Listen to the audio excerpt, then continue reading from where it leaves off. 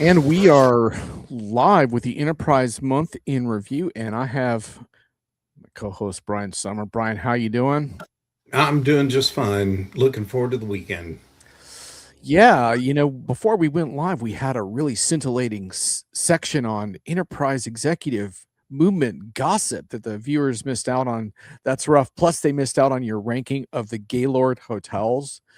Uh, but don't worry, viewers. We've got some much better content for you in store today, including Meg Bear and Amy Wilson, the dynamic duo who are going to be in the hot seat responding to Brian's bones of contention about HR tech. What could be better than that, Brian? That's pretty good because they got to do the answering. I just get to ask the questions. But anyway, well, let's not paint the picture quite so whatever antagonistic, or we won't have any guests when we get to the halftime. Yeah, right. No, but in all seriousness, I am really looking forward to hearing what they have to say. And if you are in the stream, please comment. There's usually a slight delay on the LinkedIn side, but you should see it fine. If not, let me know and I'll make sure you have the YouTube link so you can check it there. And with that, we will get into our agenda. If I can remember how to advance the slides. Oh, hi, Manny. How are you? Thanks for coming. And the emoji hello as well. I always like to see the versatile use of emojis in our chat. And yeah, and one of our guests is already in the studio, Brian. So we gotta stay on pace here. So tell them about the agenda today. All right, we did a couple of changes to the agenda. For once, I finally took the unpredictions off of here. Oh my God, it's gone. That's been a 6 month request from John Reed, and that service ticket finally made its way to me, and I took care of that. That's Wow. number one. Number two is I actually. I don't know about John, but I really am looking forward to the halftime piece, and we're going to move up the order of things a little bit. I've known both Meg and Amy for a long time, but my best little Amy story is one time she was running a Q&A with industry analysts at, I think, an SAP event. And I, of course, I'm like one of the first to have my hand up, and I go to ask a question about engagement. And before I could even finish the question, Amy cuts me off and says something to the effect of, Brian, I can't talk about engagement until you bring me at least a dozen roses. And that was I was in that whole setting in there. And I thought, I like this woman. She's got moxie. Well, Anyway. we're about to find out if the moxie continues, but we're not quite there yet. Just want to say hi to a few folks. Hi, Tracy. Always good to see you. Justin, yeah, a little bit of banter, but as you know, we try to stay heavy on content in this show. So we will get to your content shortly if I don't get arrested by this cop that's driving by. Justin, yes. Oh, and Thomas, right. Hey, Thomas, how you doing? Uh-oh, we're going to get some savvy snark in the chat from Thomas, I am sure, before it's all said and done. All right, so Brian, should we proceed into our stories? Yeah, for Thomas, yeah, das ist richtig.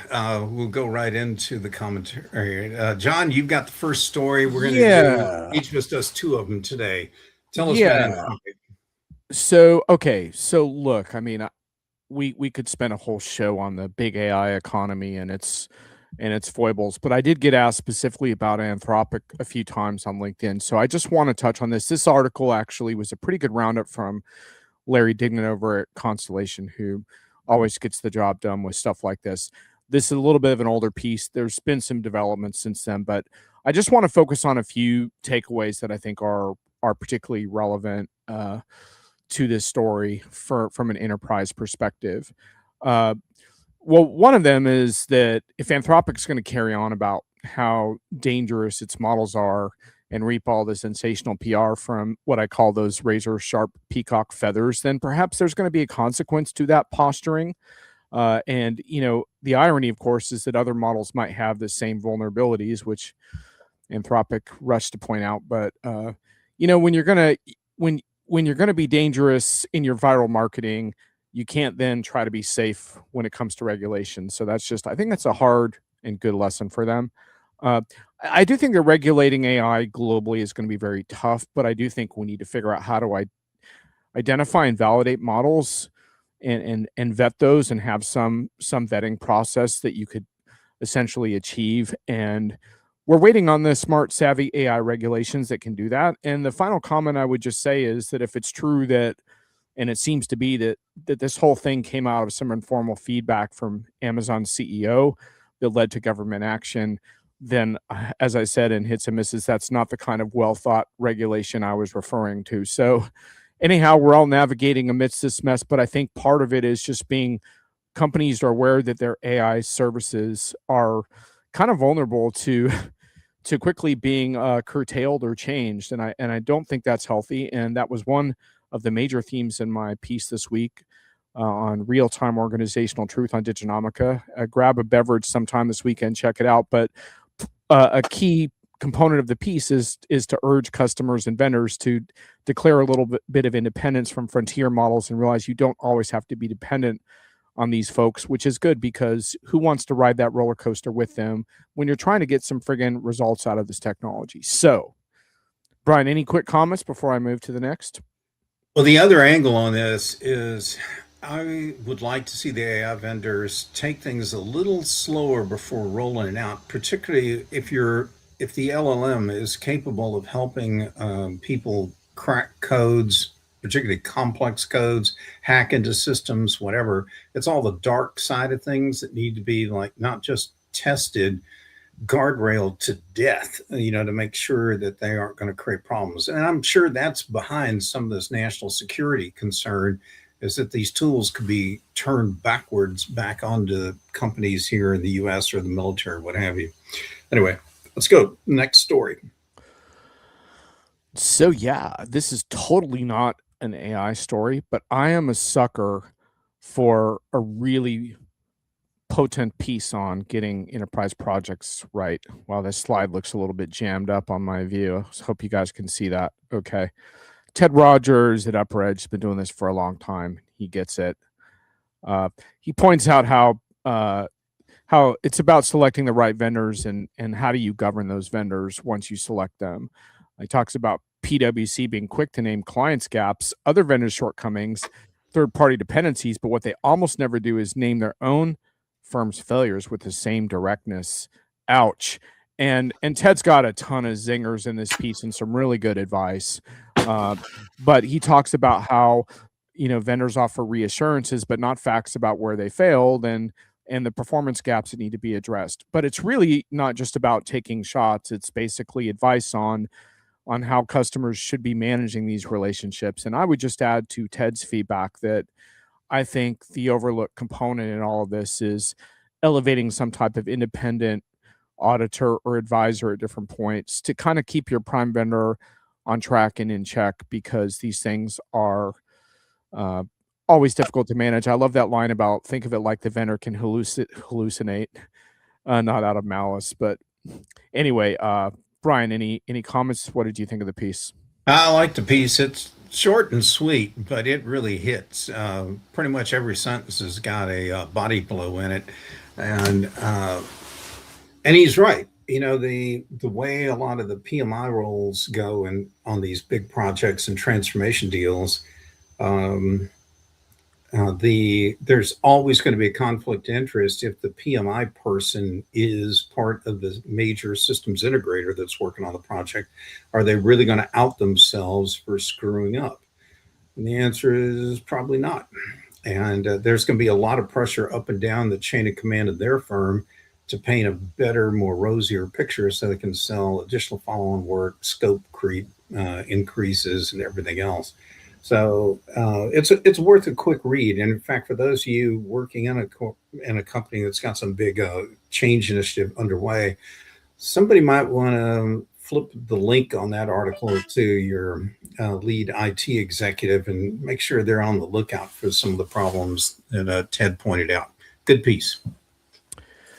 So we'll get to yours, Brian. Justin, just real quick on the highly context-driven roles trying to be force-fed into AI agents and push back and backtrack. Yeah, I actually wrote a lot about context in that piece, and we're not going to geek out on context today, but you're right. And I think that's sort of the crossroads that we're at in the enterprise right now is, are we getting results, or are we just trying to automate things prematurely. So anyhow, Brian, let's go back to the deck. I want to get to your stories, and then we got to get our guests on. So Yep.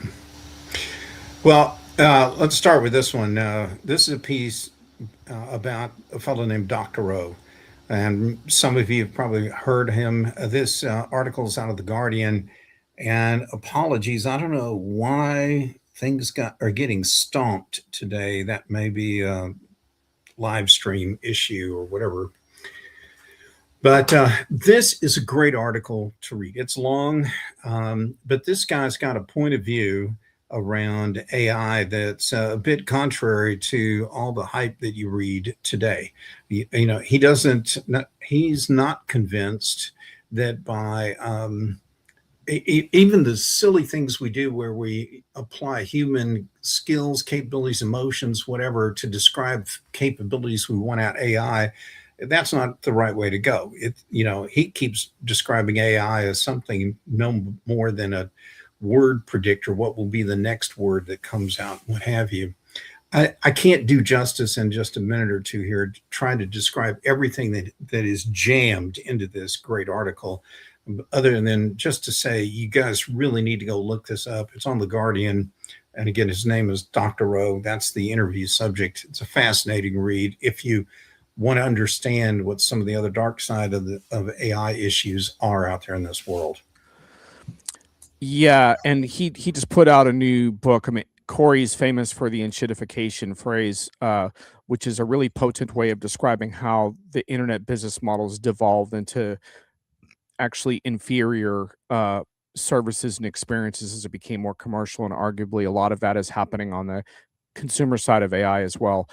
Dr. O isn't intimately familiar with enterprise AI, but I still think a lot of his criticisms are well worth taking into account. And the Centaur reverse Centaur thing is really interesting because it has to do with so much of this is how you frame it, where I don't want to try to explain which one is which, but the bottom line is he's juxtaposing, are you using this technology to make human work better and better, or do humans essentially become like an approval mechanism, hitting the word approve on a stamp while the technology takes over too much of, arguably more than it should, and turning humans into robots essentially. And so I think companies have a lot of choices that they're facing around that, and he's really good at articulating those choices. So I would also recommend checking out some of his YouTube interviews because they're really good.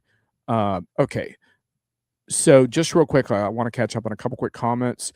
Tracy says she was stalked by an AI bot this week and had the joy of trying to move internet and electricity accounts through AI agents. I want to like this technology, but they are making it difficult. I think that's a really good summary of where a lot of individuals are at with this. And Thomas says he likes the headline.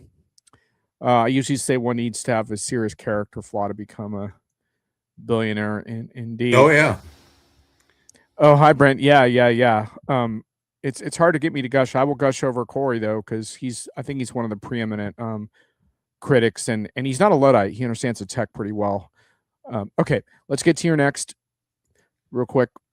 So this one is an article in Fast Company this month, and it's about world models. And I touched on this once before in an earlier month in review, but this is a longer piece, and it takes you a lot deeper into it. And the key point here is, we're knocking out one kind of AI challenge after another. There's still the difficulty with trying to bring context into AI. There's still difficulty coming up with an artificial general intelligence capability and so forth. What this is, if you can imagine, is figuring out how you tie together all kinds of real life objects, if you will, and use AI to start figuring out what the interactions and everything else from one to another would be. This company can basically put together a 3D AI kind of world that represents your world and define all the characteristics there. And that's great if you want to do things like generate footage for movies or what have you. It's also critical for rideshare technology, for example.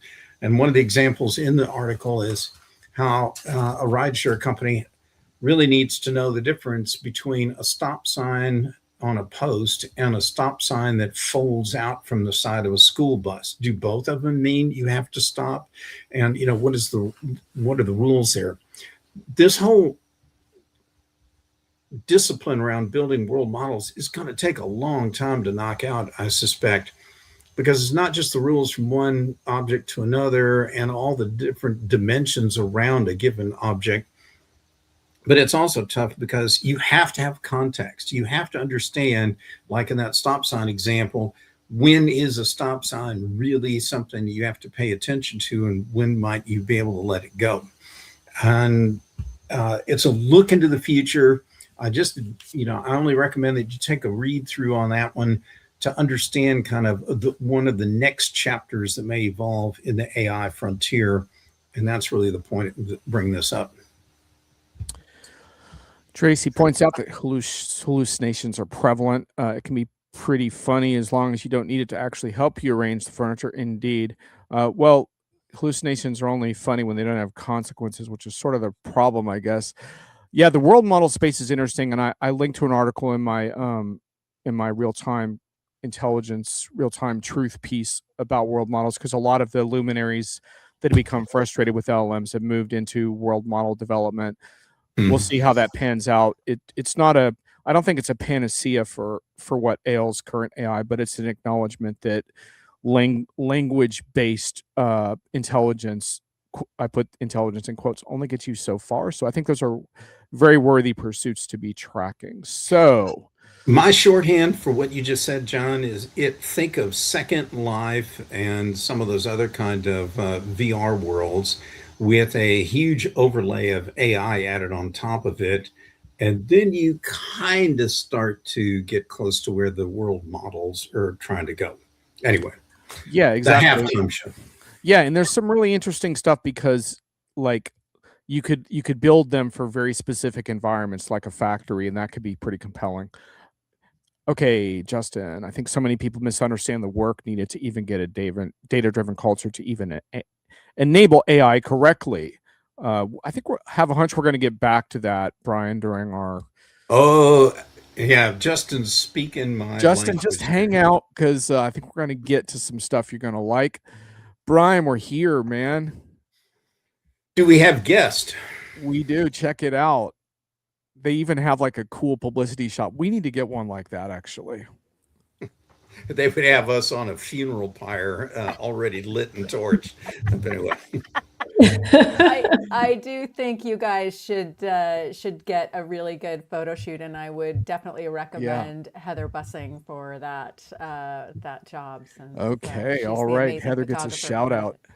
Yes. Heather's good people, and great people. Yes. I don't know if Amy heard me at the top of the deal. I did.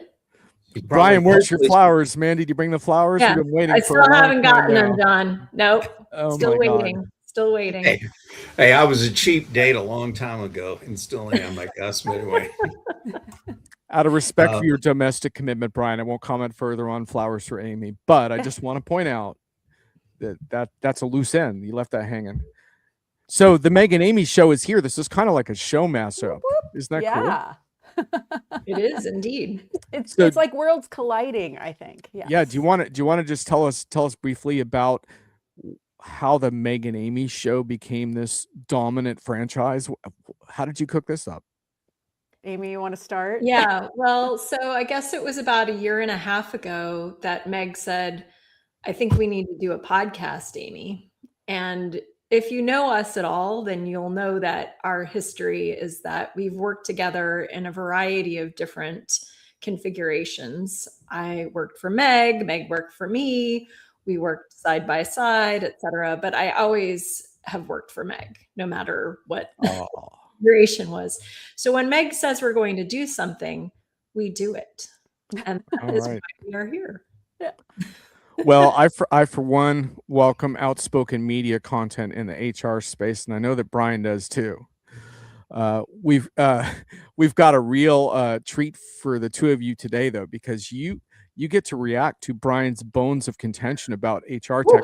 and you don't even know what he has cooked up yet. So this is Nope, going to be, we're coming in blind, but yeah, this is live without a net. I feel prepared no matter what, because I tend to enjoy these bones of contention. So Brian, why are you so grouchy about HR tech, man? You know, like the first system I ever had to fix was a payroll system. But then the second system was a payroll system that I had to rewrite for a retail or hospitality company. And then the third one I had to deal with, and it just went on and on and on. You know, the last one I think I did of any real import was trying to shoehorn SAP HR payroll information into an old PeopleSoft system. Don't ask me why anybody would want to do that, but that's what my job was. So, by the way, in full disclosure, my wife was not only an HR director, she was a headhunter as well a long time ago. So we could have some very frank conversations about those issues here at the house. Oh, hey, Brian, we forgot about the chair. Oh, yeah. I thought y'all needed a much bigger chair. And I took this picture in Casey, Illinois. If you're ever out that way, you might want to try and get a new photo up on top of that thing. It's a rocking chair that must be, I don't know, 80, 100 feet tall. Wow. It's unbelievable. Are people allowed up there? Yeah. How do you get there? I think they have a staircase or something that'll get you up one of the legs, something like that. But, all right. Well, another story to track. Yeah. So Brian, do you want to finish with this overview let me give slide? Because I want to get to the meat of this thing. So yeah. So here's the setup. I penned a piece and I outlined 8 big problems, and I'm wondering if I were going to HR Tech Conference this summer in Vegas, would I see answers to them? I'm not going to be there for this year for the first time, I don't know, 20 odd years for some personal stuff. But you two know that show. Hundreds of people are going to be on the exhibit floor alone, or vendors will be on the floor alone, and then thousands of attendees and the usual analyst suspects. But I don't know if anyone's going to solve some of the real problems. So I documented 8 of them, and I'm going to pick up to 4 today. And I want to get y'all's reaction. And my number one question to think about is, will we see any solution to these problems this year? You guys ready? Oh boy. And by the way, we did see a comment here that we are, I don't know if y'all know this, but we are going up against the World Cup in Massachusetts. Yeah, it's gonna be a challenge for ratings, I will admit, but people might have to catch us on the replays. Or we'll find out. We'll find out where your heart lies pretty quick. All right. So, and by the way, for those of you in the audience, after we go through this feature segment, you're going to have a chance to create your own buzzword. We didn't do a very good job of promoting it, so hold on to that thought. But Brian, here we go. Right. So my first question is, with all this talk about how AI is supposed to be using, HR is supposed to be using AI to redesign work, redesign what people are going to do. We're going to put people in the middle of workflows and processes and change things and all this stuff. My question is, does anybody have any tools that actually help HR people learn how to actually redesign work? Do you have any tools that will document the as is and the to be processes, that calculate the delta between the two and figure out what the savings are going to be?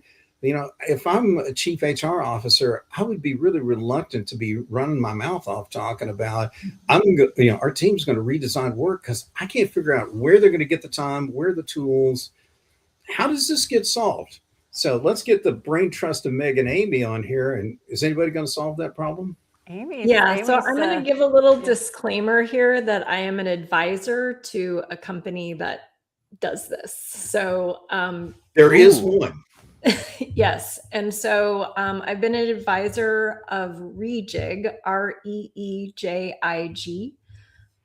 led by Siobhan Savage. It's a bit of a mouthful, for the last year and a half.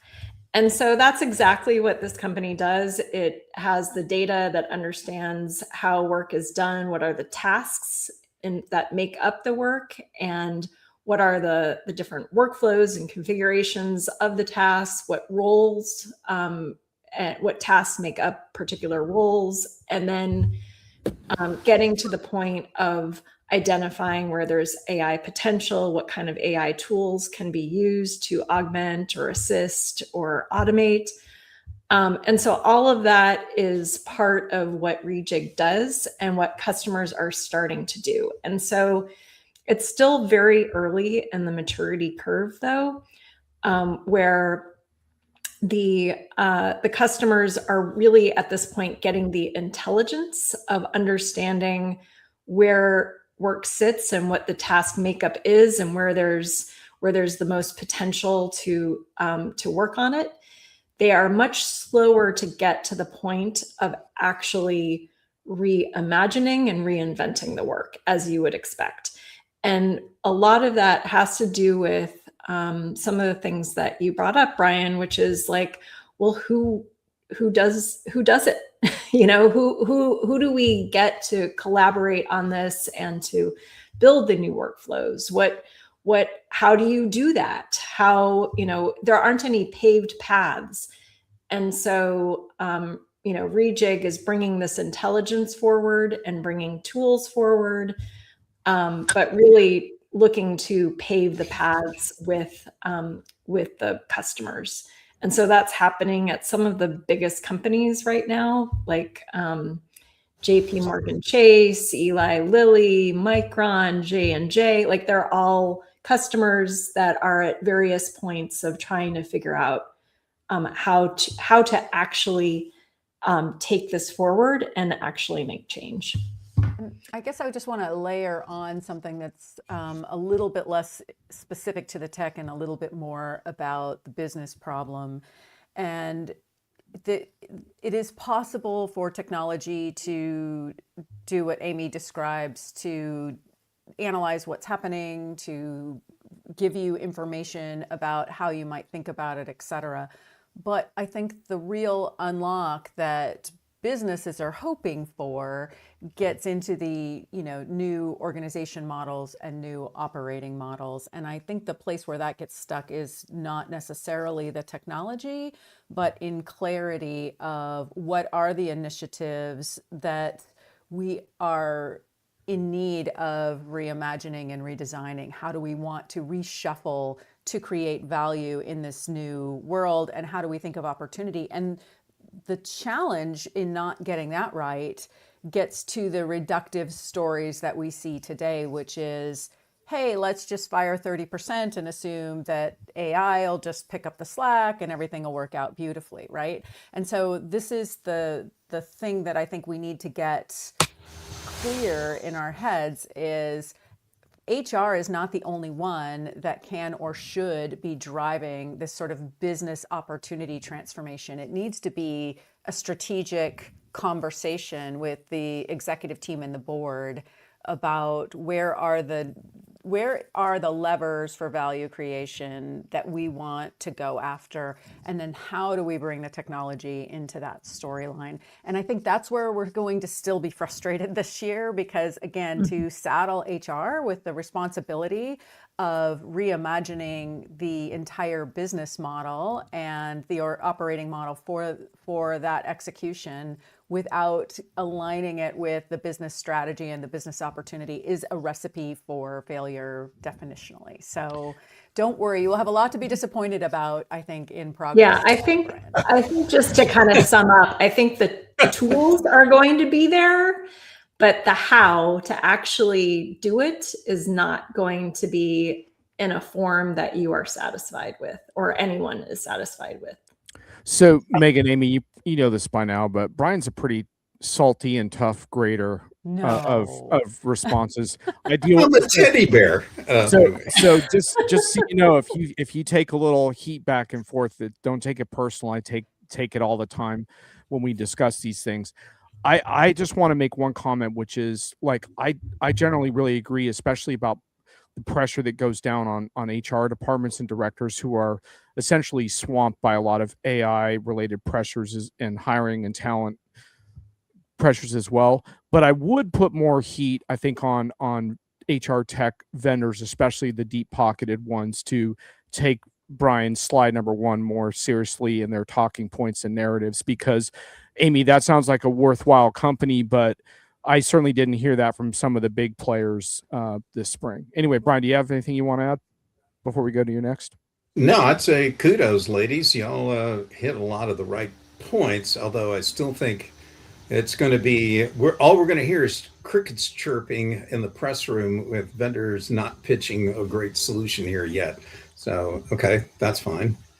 Just real quick before we get to the next, Katie says lots of leadership level decisions need to be made before we ask people to build and execute. I think the topic of like buy-in and morale right now, in my opinion, is really huge.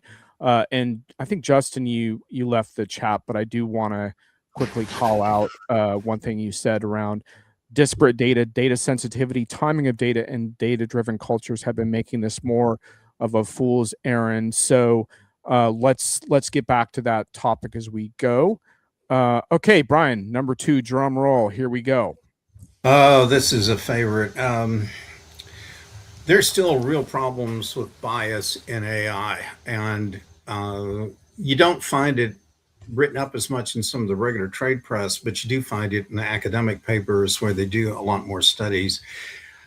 The bias is a problem. There's also still the problem of time constraints with HR people recruiters only spending like 3 seconds per resume or application. Yeah, that's a real great way to evaluate somebody. And there's a lot of applicants who really just feel like they're wasting their time even applying to positions because they'll A, never hear anything, and B, they'll never get hired because they know the systems are gamed in different ways. I think one of the more damning studies I read said that if a job seeker can find out which large LLM is being used by an applicant tracking or recruiting system. So if somebody's using a software product that runs with Claude in the background, that if they have Claude tune up their application resume, that it will get ranked substantially higher by the AI scoring tool. So shockingly, Claude likes Claude's work. And yeah, Claude hired Claude. Wow, Claude's very complimentary of Claude. And I have seen that, like, even the next level of that, which is that when people have tested Claude and OpenAI, and it's both, in helping them make their resumes stronger, it actually pushes women to weaker language and men to stronger language. Mm-hmm. So, yes. So it's layered at every level here. That I think we're getting to the full circle of enshittification, right? Where we hand the whole thing all the way around full circle to the machine and end up right back where we started with all of the bias and all of the suffering. Yeah, I mean, I think it's always been terrible. And it's just getting worse and worse and worse. And the question is there an opportunity for it to kind of completely go 180? Because it seems like it just is a progressive worseness. Every technology that we introduce into the hiring cycle, or into the hiring world, everything just gets worse. So I don't know. I don't know if there's hope here. Oh, I hear you, Amy. The promise that AI is going to make everyone's lives more efficient and productive and so forth is absolute garbage, because citizen AI tools are unraveling all that faster than the commercial AI tools can dig out from underneath it. So that's why we have the record volumes of resumes, applications, everything else. And I hate it when I listen to a briefing from a vendor who wants to tell me that they're using AI, they sprinkle it like those little things they put on ice cream cones or donuts. We'll put a little AI, algorithmic AI here, a little generative AI there, whatever. And that isn't it. Let's go all the way back to the first topic. We need someone who's going to radically reimagine what a recruiting process should look like. And it may not operate well with all this AI direct and user generated, falsified or whatever amplified kind of credentials in Ryan, there. what's wrong with sprinkles, man? You know, like a little sprinkle on your ice cream. Come on, man. I just want to make a few. There's a quote of the day, Brian. What's wrong? I want to throw a few logs on the fire, and then the three of you can respond. I do think, while I think a lot of the large recruiting vendors haven't been too inspiring, there are some very interesting startups in this area. I also want to point out that these models are actually pretty good at pointing out the flaws in your work and culture, but you have to ask it to. Out of the box, they will not. But if you say, will you analyze our organization first for leadership weaknesses or whatever, it will do that. And it's pretty good at it too. So some of this is figuring out how to use the tools in ways that challenge you and spar with the tools instead of just expecting them to reinforce every stereotype that you might want. And along those lines, they're really good at pattern detection, which to me implies that you could use these tools to identify bad bosses where certain kinds of workers were not being promoted. And of course, HR tech vendors don't want to touch that. But I think you could build a bad bosses identification AI tool pretty effectively. And one more thing, which is I think you could also use these tools to be more inclusive in your hiring and less algorithmic screening. And I talked with one recruiting startup about that, and they had some interesting answers. I mean, this is still an area that's not well developed, but there's ways, for example, of identifying candidates when you're not doing brute force screening methods on they must have this degree or this credential. They can actually surface really interesting candidates. So why don't we do more of that? So I think a lot of this comes down to not the technology, but do we have the stones and conviction to apply it in a way to make workforces better? Anyway, I'll throw it back to you. Yeah, I have one layer over places where I see optimism. I also have a lot of optimism for improving the interview process, the human connection with people, and helping both make the candidates understand the role better and the company up their game a little bit on how they interact with candidates and all of that. So coaching for the interviewers, giving quantitative information about how you're assessing in those moments. So again, I agree with you. There's a lot of really bright lights, but they're not the kind of thing that we have been focusing on in the past, which was let's just up the volume on both sides, like flood in a lot of candidates and then auto screen and turn it into a full computer-based thing. I think there's a lot of things you can do to improve the process with technology that is not going after that part of the problem. Brian, anything else before we go on to your doozy number 3? He's building. Yeah, the waters are getting deeper, man. Oh man. Let's go. I'm kind of mindful of the time. We've got, I think, 2 in reserve here. So let's see what's the next one. Oh yeah, this one's for you, Amy. I put this right in there. Empathy, culture, and engagement. Because it's the only good culture you get in a yogurt container. But anyway, this one, do they really matter in the AI age? And I asked that question because if I were a vendor and we had to prioritize which HR modules we're going to build, might I put these at the bottom of the list? This is my question. Because with companies who don't care about stripping out all the mid-management levels in a company, who just fire people and blame it on AI, whether that's really true or not, I'm not convinced that the market really appreciates these kind of capabilities anymore. Now, I'm being a devil's advocate here, or just being a devil, but am I going to see some solutions like, what do these look like in the AI age when I gut the middle of a company right out, from its workforce, and treat people with the, where people only interact with an AI bot and never talk to another human being? What is that world? And Brian, did Dan sponsor that slide, or what was up with that? Yeah, I'm just curious. Yeah. What's up? We gotta work on our sponsorship. Do we need a disclosure? Or does yogurt mean empathy? Like you give somebody a yogurt? Oh, a yogurt has a good culture. I don't know what the culture. Yeah, there exactly. There you go. All right, Amy, you're on the spot. I missed that entirely. Defend empathy in the age of AI. Yeah.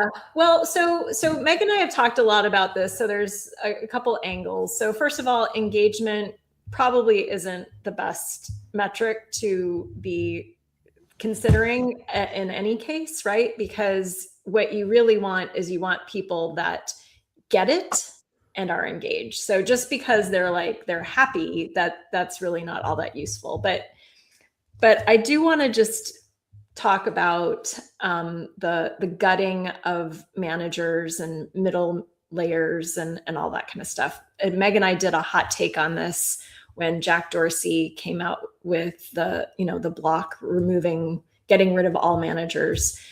And I think, that is a huge mistake and completely misses the point, which is that you absolutely need amazing managers in this particular time in order to get everybody to understand what's happening, in order to get people aligned to what they're doing, what they can do well. The problem is that if you look at an organization, there really aren't usually not all that many great managers. But to just say we don't need managers is the wrong approach. And this gets back to what you were saying, John, in terms of having like using AI to find out where are the bad managers and get rid of those, right? Or, make it clear why they're not good managers and be really clear what those golden managers are capable of, what they're doing for the company, make that an incentive and a role model, because in terms of getting us from here to there and getting all of the people through their grief and their change of role, and in terms of moving the company forward from legacy to AI first, you need amazing managers. And so that's what I would say is that's the conversations that's being missed. And so it's not so much empathy, culture, and engagement. It's about how do you move the organization forward, and who are the people that can really do that for you? So the way I do agree with you that if you're a software vendor and you're trying to sell empathy today, it's going to be very hard. And that is, in my mind, a very terrible presenting symptom of where we are in this moment. But it's important to kind of have that clarity. It is really a moment for HR to step back and evaluate what is the contribution they can make to the organization and to their discipline. And it is going to require some different tactics, where in the past you could talk about engagement, you could talk about retention, you could talk about all of these things that you were deploying from either a technology or an initiative point of view. And that was going to be incrementally bringing people towards somewhere where they were feeling good. And now we're in a moment where business is like, absolutely not. We have no budget for people feeling good. We have no budget for, happiness and joy. We're just here for shareholder value and efficiency and no more sprinkles. Yes, exactly. Yeah. And so I think there's a really interesting kind of corollary in the research that Adam Grant just did. I think he wrote up in the New York Times about return to office, and how the correlation of return to office is tied to CEO narcissism. That it's not really, but right. the spoken story is productivity or whatever, but the underlying data is showing it's about the needs of the leader, and a little bit of they need to have people to admire them and to be around them. I think the same thing, we're falling into this sort of trap of what is it that we're doing for the workforce. And if we want to care about human flourishing, or if we want to care about transformation, or we want to care about productivity, we need to recognize some of the tactics that we're going about are getting in the way of those results. And a lot of those things are human things. So it's fine to say we can't talk about it in a soft way, but we have to recognize that the needs of the business require a different kind of leader, and it does require a leader that can understand what the cost of these big transformational asks are on the organization, and what they're giving up in trying to get there in the way that they're going about it, which in my mind, in my language, is very much a ready, fire, aim kind of approach, right?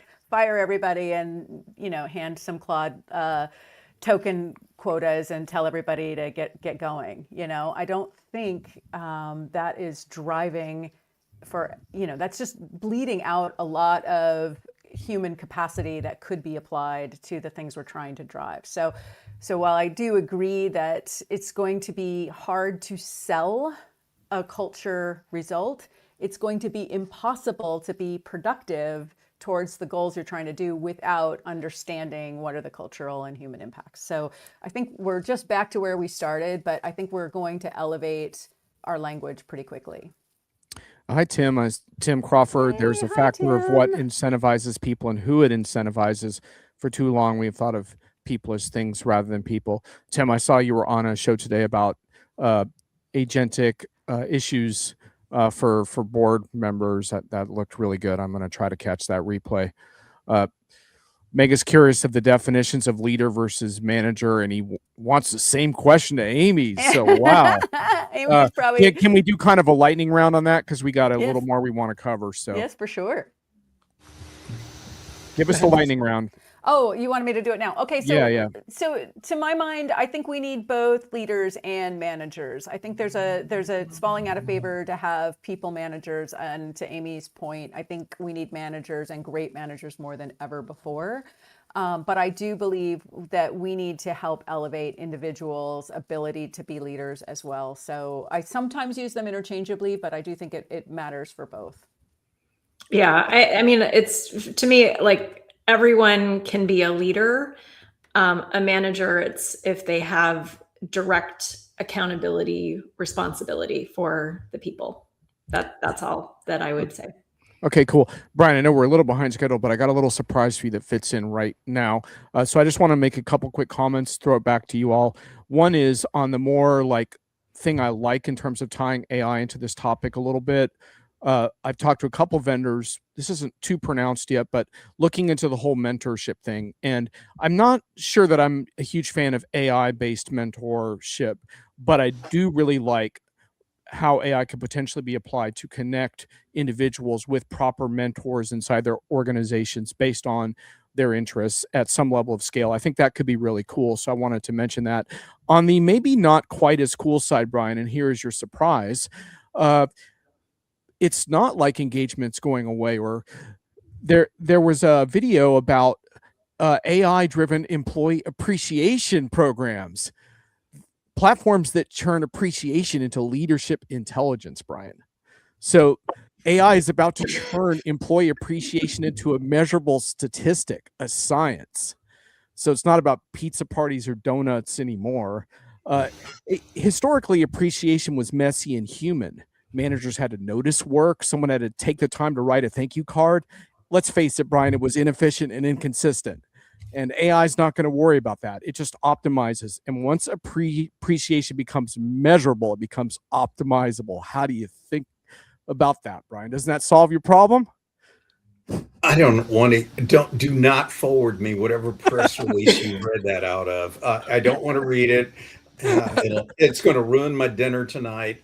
Don't even send it to me. Oh my goodness. John, you and I have talked before about how I hate systems that generate a computer generated attaboy certificate. If as someone who's had to roll up his sleeves and do a whole bunch of terrible jobs in my life, if somebody gave me one of those, I'd wad it up and throw it right at them, because it showed just how little lack of thought went into it. That moves the needle the wrong way in my perspective on engagement or recognition or whatever you want to call it. It does show the danger, though, right? I think that's been a key takeaway from this conversation, is that you can head towards a more mechanistic and we've seen this in the chat as well alongside our comments. You can head in a dehumanized mechanistic direction, or you can maybe apply this towards a little greater purpose and fulfillment. And, clearly we could go either way right now, right? Well, whatever you're saying is driving more comments coming in. So, Tim's got AI augmented mentorship. Augmenting people is okay. Wholesale replacement of people with AI is problematic on a number of levels. Yeah. Well, agreed. That's a monster topic. Meg and Amy, any final comments on empathy and AI? Well, first off, thank you for having us on the show. And I guess I would say my final comments is this story isn't fully written yet. And one of our goals on the Meg and Amy show is that we have a lot more agency to invent the future. And now is the time. I think we all need to take quite seriously the fact that, we as humans, we value being seen, we value contributing, we value working and doing hard things. And I think we owe it to all of us to figure out how to do this better. And if that's a meta empathy, you bet, but it's also, I think it's actually measurable in the sense that we're going to start seeing a lot of people get this wrong. And we're going to recognize it when we see it. I mean, you can just look at the headlines we're seeing about Meta right now and how unhappy everyone is and all of the kind of ins and outs of that, to know that we are creating more drama and less productivity as a result of some of our behaviors. So I think we have an opportunity to really turn that around. Great point, Meg. Yeah. Brian, I'm tempted to skip your final one because I think that was a good close. Shall we skip that? Now, Meg and Amy, you're welcome to hang out for our buzzword creation, but you're also welcome to sign off. Stick around for that. Super glad to have you. But we'll try to. All right, everyone in the audience, this is also your opportunity. We're going to skip that because we kind of covered it. Brian, we always have our buzzwords overhyped tech segment, but these were things I heard on the road in the last couple of weeks. There was bring your own agent. I heard that at the Epicor event. I don't know where I'm supposed to take my agent. There's no room in my airplane seat anyway for anyone else. I don't know where the agent's going to go. And then the other one was this human ETL, and that made my neck snap because I haven't heard ETL in a while. It's usually in data warehouse kind of worlds. But anyway. And anyhow, let's go to the fun exercise. Let's go to the next slide. By the way, you got a couple supporting comments, Meg, on kind of creating a better narrative from Tim and Michelle there. That definitely resonated with people. And I really liked how you put that. Okay. So, Brian, what do we got? All right. Well, I think John's in need of some new trenchant phrases. John's favorite word is trenchant, if you for the listeners who didn't know that. Anyway, so what I found out was there's an interesting deal where if you could, you might want to insert words from the food and restaurant industry and use those mixed in with technology.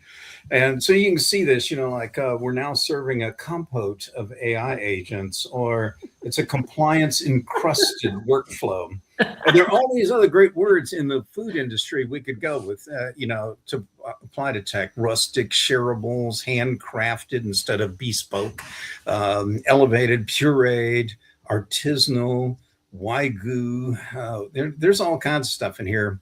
And so what we want the listeners and as well, Amy and Meg, chime in.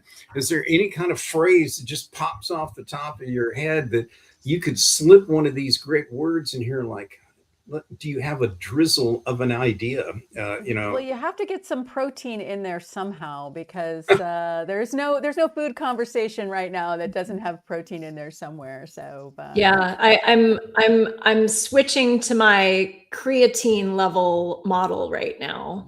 Oh.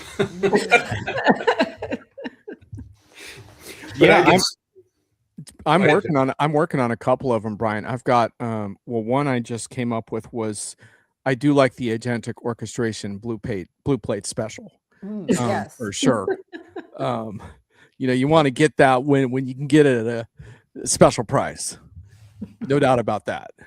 No one wants to get token maxed out of their blue plate special. Audience, do you have any food encrusted AI buzzwords you would like to throw into Brian's collection? Brian, did you make one yourself besides Well, I was going to say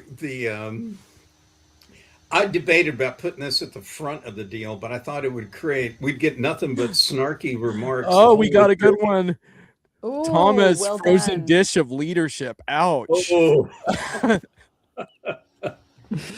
Wow. Michelle's got the lean protein and veg. I never saw it, but anyway. The twice baked, I think, has a lot of legs. You can go in a lot of places with that as well. Yes. Indeed. Oh, I don't know if- some biryani. Farm to table code sounds like it could be pretty interesting stuff to me. Well, keep those coming. Yeah, we were going to do this earlier, but we were afraid that the chat would devolve into a frozen dish. There's got to be frozen- something about a deviled harness, right? Oh yeah. Yeah. devil Reading. harness. Yeah. And remember, those were just some suggested words. There's a whole vocabulary out there in the food world. So Yeah, well, I was just thinking, so Amy's husband writes about food, and he did a whole series on sous vides. We could probably get that in there somehow. mm. Yeah, I think I saw some deep fried keynotes this spring. Yeah. Buzzword Twice baked. enchilada. I love that. I'm sous videing my agent stack Fluffy, right now. sticky, and sweet. All right. I- What's that, Amy? I'm sous videing my agent stack right now. Okay. All right. Yeah, indeed. Indeed. Yeah.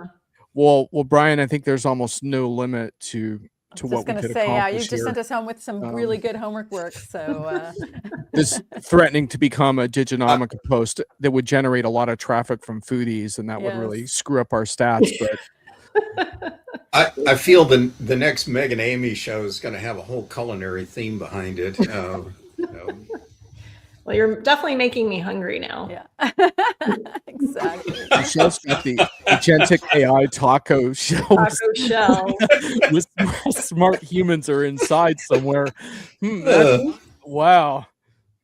Well, keep going, man. Ooh, fermented. Fermented Yeah, we definitely foundational need model. more fermented foundational model. Well done. Yeah. It's tableside Yes. preparation agent. I like it. Yeah. Yes. Well, you No doubt. need Probiotic. guardrails for your Yeah. side agent, so they Yeah, don't. indeed. Yes. Oh my Yeah, goodness. the table side has a lot of legs with the forward deploy engineers, right? Oh, indeed. Right. You could swap in table side and forward deploy engineer, I think, pretty well. Well, I don't know. Forward deployed entrees. That could work right there. Yeah. There you go. Yeah, it could go either way. Twice baked. Indeed. Yeah, you're twice baked forward deployed engineer. Exactly. Exactly. I think No that one, doubt. it just works. Yeah. You can't Yeah. really can't go wrong with that one. Or are they deviled? Are they deviled or twice baked? I don't know. Good Ooh. question. Could be some I of each. suspect there's some forward deployed engineers out there getting baked as we speak right now. I am imagining that's a big part of it, right? Oh my God. Remember when people used to just have clients, and they did consulting. Now they're forward deployed engineers. Yes. Oh my God. Well, once we quit doing it, it had opportunity to get cool, Yes. Oh my better God. name, better, yeah. Sounds so sexy, Totally. I derive reassurance that they're stuck in the exit row with me when their So- flight gets canceled. So I know we're hitting time, but I feel like we didn't cover the fact that Dennis Howlett has video of you as a child, John. Were yeah. you 16 in that photo or video Yeah. or what? that was kind of gotcha journalism. So I don't really want Yes. to talk about that too much. I never signed the waivers for that to be released. So I want to talk about it because he had clean cut hair. I know. Yeah. I'm telling you. I'm like, who is this kid? I wasn't that young. I wasn't that young at the time either. That's the crazy Ooh. thing. Oh, It was all probably right. like 42 or something. But he still had the same Woody You looked Guthrie 16. baseball cap. You absolutely looked 16 in I know. that video. Yeah. Yeah. Unfortunately, by then I was already pretty jaded, but that's what gotcha journalism gets you. I can't endorse that video. Sorry. Okay. what do we have next, Brian? I forgot. It was just the thing that inspired. Oh, okay. Slide. That's it. And we have to say goodbye to our guest. That's all we Oh, got right. left. Okay. Oh, wait, we got a the whiff. Oh, we got a Yeah. whiff. Yeah. So y'all know I do hits and misses and whiffs every week, and so Brian always picks the whiff. I was hoping Brian would pick my AI Worst Award. So if you don't like that I'm not doing an AI Worst Award, take it up with Brian. But anyhow, he liked this one. And this was a Tesla on autopilot careening into a garage. And Brian says he thought it was all because the autonomous software had no back door. So the enterprise humor continues. Wait a minute. I think given what we just talked about on the foodie stuff, there's a DoorDash angle to this that we got to work in here. Anyway. Yeah. right, So and then the final thing I is think this is the. this was something quite that a story. Yeah, you were telling me. I about love this this earlier. story. I don't know why, guys, but it just really resonates with me. Some guy in the 90s, let's get this right. He noticed that Pepsi runs a commercial that says you could have a Harrier fighter jet for whatever it says, like 7 million Pepsi points. And so he does the math. He figures out that jet costs $32 million brand new. And if he could, and then he figured out how many Pepsi points he would need. And he noticed the fine print in Pepsi's ad that you could buy extra Pepsi points. So he rounded up some investors and they pulled together 70,000 and change. And he tried to buy the jet. He sent a check to Pepsi and said, now deliver me my Harrier VTOL aircraft. And then a lawsuit kicks off. And he wanted the jet. Pepsi says it was a farce. You can't enforce that. And it went all the way to big time US federal court. The guy did lose the case, but eventually Frontier Airlines gave him the equivalent points in miles. Now the guy's got basically unlimited miles on Frontier Airlines. And that's the story of perseverance, an upbeat note that we want to leave with, that when smart people apply math and everything else and get the ROI right, they can walk away, maybe not with a jet, but with a lifetime of flight credits behind them. And on Frontier. Yeah, and the strange twist comes whether it was a reward or a penalty in the end. Yeah, at least it wasn't Spirit, I guess. Yeah. But yeah, I don't know if you had unlimited miles on Frontier, would you fly Frontier? It's an interesting question for another time. That Michelle is just asking, not sure what a whiff is. Michelle, every week in my hits and misses, I pick the whiffs of the week, sort of a satirical selections. So that just came out of that, and we just pull one into the show each time. But Brian gets to pick his favorite, so that's how we roll. Meg and Amy's show came through, Brian. Yeah, I must say, you guys, I suspected we're going to be a little anxious because this is a live show and that may not be y'all's cup of tea, but you did just great, seriously. And I know everyone seems to always focus on how bad is Brian going to beat us up today. And that wasn't the case at all, So anyway, good job. Great job, actually, from our guest today. And John, do you want to take us out? Yeah, look forward to future episodes. Look forward to catching you all again. Thank you so much for doing this without a net. I've been through so many video things lately with different vendors where it's like, let's rehearse. I really appreciate your willing to just pop in and wing it. And you did great. So thanks everyone in the audience for keeping it real as always. Really appreciate your satirical comments and your smart comments as well. So we'll do it again in about a month. Until then, catch you later. Thank you.